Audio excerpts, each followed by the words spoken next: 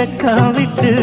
ஆசையில தொட்டு புட்டேன் நெஞ்சுக்குள்ள ஜல்லி கட்டு புடிவாரமானே ஒரு கடிவாளம் போட்டேன் மலை நாட்டு தேனே ஒன்ன மடி மேல சாச்சேன்